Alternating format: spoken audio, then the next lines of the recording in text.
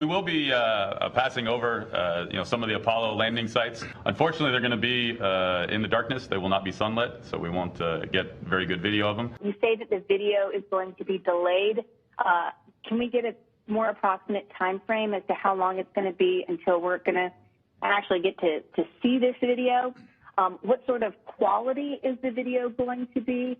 And finally, can you just kind of explain why we're not getting to see these images live? I mean, I believe the Apollo 11 landing was broadcast live. Why now don't we have the technology to see all of this live?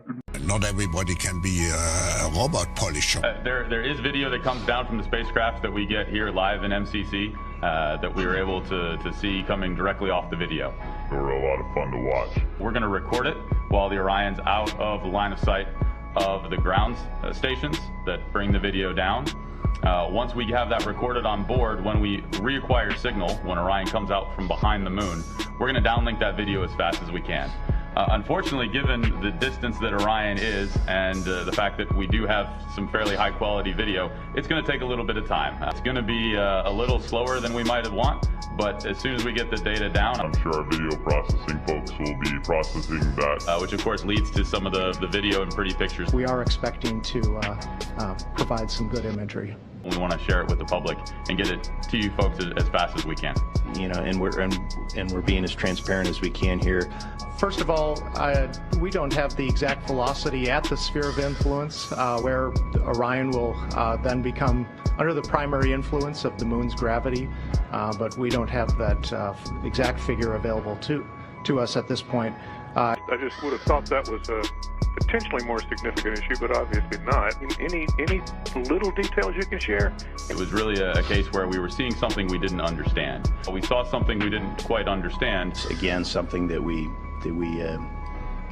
didn't fully understand, and apologize that we didn't share that sooner. That was after a very long day that we had a funny with the Star Tracker. Had over a dozen funnies on the list, so it was just something that we just didn't understand. It was outside of our experience base. We need to worry about those types of things, but I would just again ask for a little bit of patience as we work through it. It's just taking a little bit of time. Is there going to be any more engineering footage from the launch offered?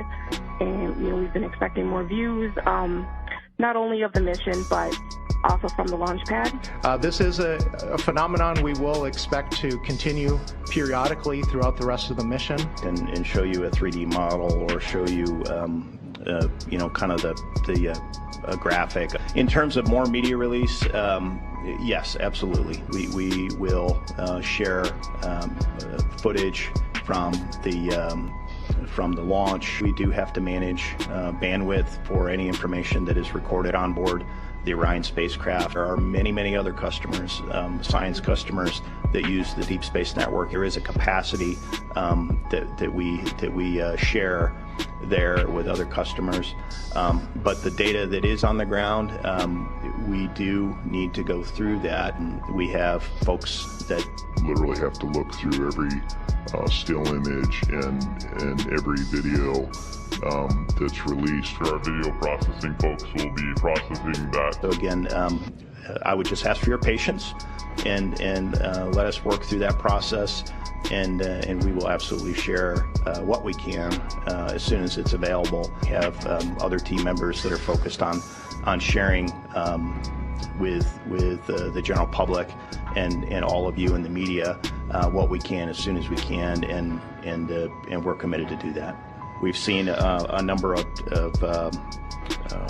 issues with file transfers, but obviously, imagery, we love it. We want to share it as much as we can. We want to record it.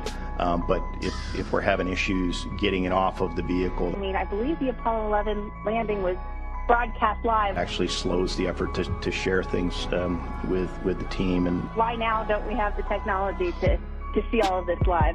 We did have a number of communications glitches. We had either forward or return link problems. Jim, do you have anything to add in terms of the anomalies? Not everybody can be a robot polisher. Kind of explain why we're not getting to see these images live. I mean, I believe the Apollo 11 landing was broadcast live. Why now don't we have the technology to see all of this live?